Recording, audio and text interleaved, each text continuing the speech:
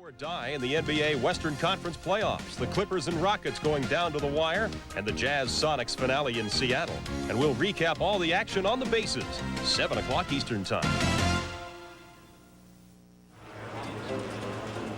And welcome back to the Tour DuPont. The team time trial is over. It's another day now. It's today, and the race has moved on. We are now facing stage 3, 150 miles, taking the riders away from Port Deposit, running close to the borders of Pennsylvania, but staying in Maryland all the way through to Hagerstown, where a big crowd awaits the welcome of the 117 survivors of this race. Let's go to Paul Sherwin. The Word Perfect team yesterday in the team time trial did everything we expected them to. They dominated all of their rivals. But many people thought they would have at least a 1-minute margin, and the Coors Light team came within 23 seconds. Word Perfect now have the top 4 positions, with Yellowknightom in the top slot, still in the yellow jersey. I think what's going to happen, though, with the other teams who came quite close to them, like LA Sheriffs, Coors Light and Motorola, they will try and launch attacks along the roads before we get to the mountains. That way they can try and isolate riders like Yellowknightom and Raul Alcala and launch attacks so that then they can take over the leadership of this race. America's premier cycling event, the Tour de Raul Alcala looking mighty. Well, how would you say this? Happy-go-lucky for a man who would appear to be in the hot seat, not only for Team Word Perfect, but for the others as well. Yellowknightom, though, getting the rub down, befitting the team leader of this event. And, well, we'll see his yellow jersey in a few moments. Right now, it's covered up by team colors. And the first big long day in the saddle. Mike Engelman here, filling his pockets with food for the long journey. 115 miles, that's a long way. Engelman anticipating the mountains. That's where he'll be called upon for his team, along with Scott Moniger. Meanwhile, in the front seat, literally and figuratively, of the Motorola van, Lance Armstrong, at his young 21 years of age, looking mighty calm indeed. Malcolm Elliott, the sheriff. Well, I don't think we want to make play our hand out for everybody to read right off the bat. I think that we've got our strategy in mind. We're going to stick with our strategy. We're hoping that they'll work really hard, and then we can isolate Raul later and maybe put the hammer down on him. It comes down to a sprint. We have to be sure our guys bring Malcolm to the last couple corners before Word Perfect brings Eric Vanderarden in there. Everybody have to attack to Word Perfect because everybody attacked always leading team. That's normal. Well, it seems the whole race is against the Word Perfect boys now as this race rolls on. Bicycles and gains prohibited. Well, 1 or 2 bike riders might like to obey that sign today. Then they wouldn't have to ride all this way down to Hagerstown, Brian. Well, there's no question the other teams are going to be riding against Word Perfect. They're certainly on top of the heap, and when you're playing King of the Mountain, you're trying to knock off the guys on top. And they are individually, Yellowknightom, Raul Alcala, Eric Vanderarden, and Eric Decker, the 4 riders for Word Perfect. They have 5 riders in the top 6 on individual general classification, including the best young rider. That's Eric Decker. Well, this is the way to watch a bike race. Sit back and enjoy it and let somebody else do the work. Yellowknightom sitting up there, letting everybody see his bright yellow jersey, the symbol of race leaders of all of the world's most famous races, including, of course, that great race, the Tour de France. Port Deposit has waved goodbye to the riders now as they go out into the country. It's clear from the profile and in talking to a number of the teams even the night before the event that the early part of this race is not going to be significant or selective. And chances are most of them, including the yellow jersey, Yellowknightom, will just sort of roll along. It's going to look a lot more like a training ride or even a tour than a race in the early part of this one. It takes time to warm up to the occasion. As we pass over this beautiful dam here, the riders too are enjoying some stunning countryside. At least when you are a long-distance racing cyclist, you do get to see the countryside. Whether you take it in is another matter. Trouble for the race leader. However, Yellowknightom can't relax totally. He's having some kind of mechanical problem, it appears, with the shifting mechanism. They're working on it up front there, and his team director has climbed out of the car along with one of the motorcycles, and they're going to get Yellowknightom back on his bike pretty quickly. And fortunately for him, this is early in the race, so he shouldn't have too much trouble catching the bunch that he can see just ahead.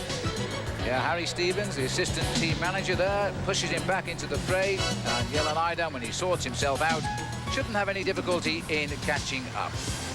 Well, they're apt to send someone back for him, in fact, to make sure that he has no trouble catching up. He appears to have some problems getting his bike going. But now, trenched firmly into the middle of the bunch is the race leader trying to find the back, but here trying to find the front. The first sprint, and it's Teutenberg, the young German, who takes it. So the race is on, the first sprint is over, and we're heading down towards the finish. Don't go far away, we'll take a break. But don't forget, tennis coverage continues tomorrow here on ESPN with the final of the German Open. Andrei Chesnikov battles Germany's own Michael Stick at 1 p.m. Eastern Time tomorrow.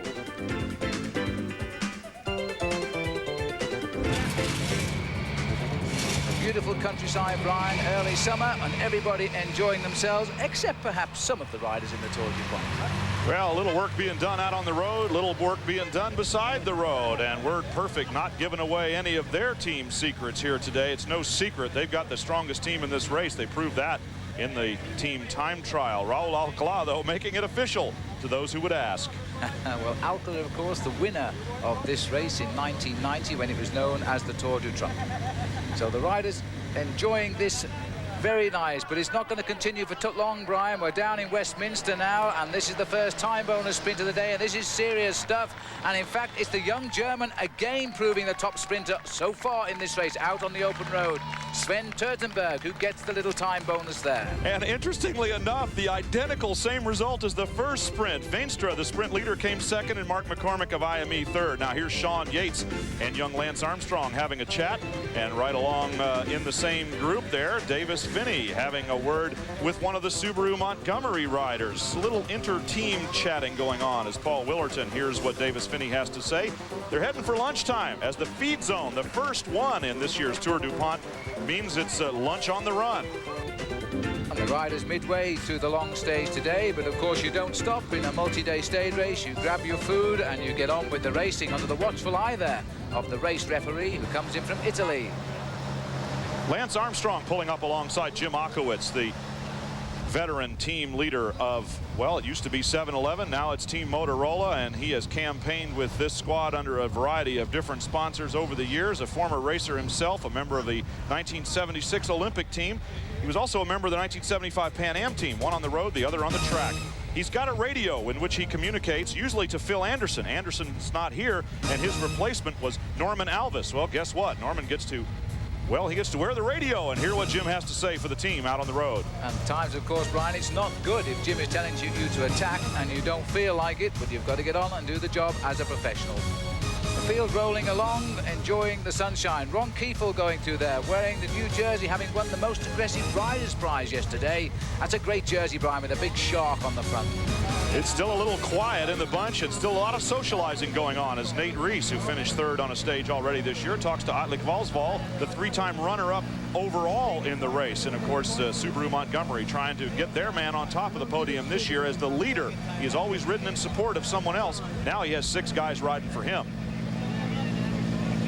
I remember Nate Reese winning a stage of the Tour of Australia in a banana plantation a couple of years ago. He's come a long way since then. It's an outstanding all-around rider, good climber, very good sprinter, tireless team worker. And, well, here at the back, things are a little quiet as well. The marshals on the side of the road, the BMW motorcycle marshals, warning the riders of a rough railroad track crossing, and they're more than happy to take those warnings and heed them well. These guys know their job, too.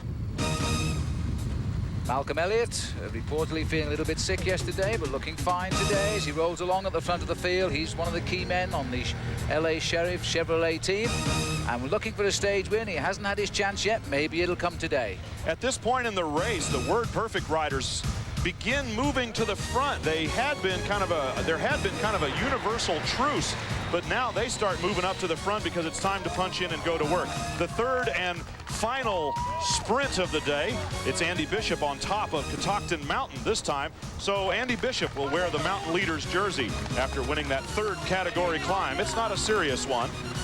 Oh, that was a great ride by Andy Bishop. He said he was feeling good today. Now he's the first leader of the King of the Mountains competition in this event this year. That's tremendous. So the race rolls on. The next time you see us, we'll be in the streets of Hagerstown. Join us soon. And welcome back. We're on the closing stages now, and we're in Hagerstown. This long day is almost over, and the riders now on a free-for-all as they try to pull clear. Jim Copeland of the LA Sheriffs, along with Roy Nickman, have made an escape as they approach. And with the man they are chasing, however, is Sean Yates. These three worked together until Yates surprised and attacked him away. Manuel Fernandez of the Spanish Class Cajasur team, well, he's had some problems. He's down on the deck. He's missed a corner, Brian, and in fact one or two riders have fallen at the back of the field, but the man who's trying to take the stage is the British champion. We saw him in the team time trial earlier, powerhousing his Motorola team along, and now he's out in front of the race with two riders trying to hunt him down. The race is really on. The rest of the pack also driven, of course, by Word Perfect, trying to minimize the amount of time that Yates, Nickman, and Copeland are out in front. The situation is very simple. If Sean Yates wins the stage and gets more than 45 seconds ahead of Yellow-Nidem, he will be the new race leader. Copeland and Nickman doing what they can, and here comes the pack, and Yellow-Nidem tucked safely in there with his Word Perfect teammates. It's going to be a very close finish at the line. Yates may be able to hold on. Look at this, coming up the hill. Yates, Copeland, and Nickman trying to stay away from the hungry charging field. Sean Yates, I told you they called him the animal. He hasn't won a race since he took that white jersey of British champion a year ago. This is going to be a sweet victory in the United States for him, his first ever in the Tour DuPont. One final look over his shoulder. Last year it was his teammate Phil Anderson winning, and now he's done it for Phil, who pulled out of this race days before the start with pneumonia. And second place there to Roy Nickman. Third will be Jim Copeland. They too held off the big field. What a finish that was. There's the situation today. Sean Yates wins for Motorola in Great Britain. Roy Nickman is second for Coors Light USA. Jim Copeland for Chevrolet LA Sheriffs makes it home in third place. The 3 stars over those last few miles of today's stage. And now for tomorrow, team looks like you have very good control. You're on the front and Raul is in the back. Any difference for tomorrow? No, we had no problems, and tomorrow is another day, and I'm riding now 3 days in the yellow jersey, and when I'm losing tomorrow, I'm not disappointed. I'm satisfied now, and I hope that Raul is finished the race as first rider. That's all. Yellow in yellow, it seems quite the right thing. Yeah, it's nice. I like it too. But I'm not holding the jersey, that's true. But I'm satisfied. Congratulations. Okay, thanks. Thank you very much. So the overall situation after stage 3, Nidem leads this race by just 10 seconds from his teammate Raul Alcala and 26 seconds from Eric van der Arden, another Word Perfect rider. The yellow jersey again going on the shoulders of Yellow-Nidem. His father would be proud of him, a world champion back in 1961. Don't forget too, the Tour DuPont continues. Follow it with us tomorrow as we move on to Hershey in Pennsylvania, 6:30 p.m. Eastern Time, 3:30 p.m. Pacific Time. We continue through the rest of these stages, heading out towards the big finish on May 17 as we go through these stages.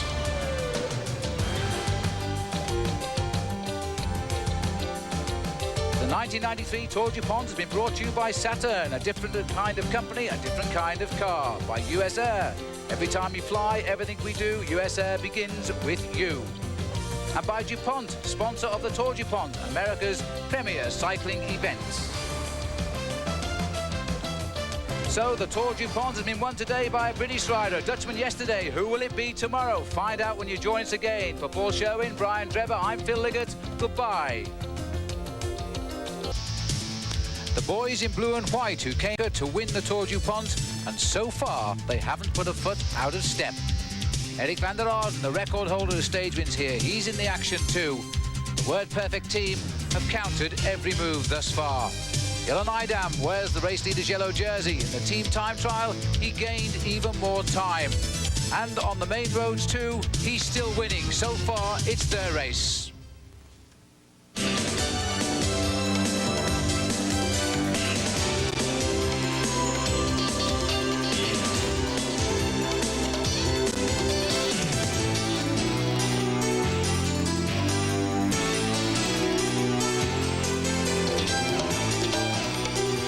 ESPN, the Total Sports Network, presents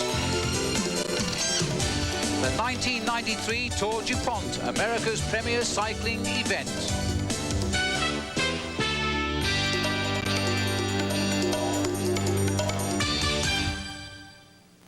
After Delaware and Maryland, the Tour DuPont now heads into its third state in just 4 days of racing in this 11-day marathon, and the sun still shines. Hi everybody, I'm Phil Liggett with Brian Drebber. Today we are in Hershey, and of course we're standing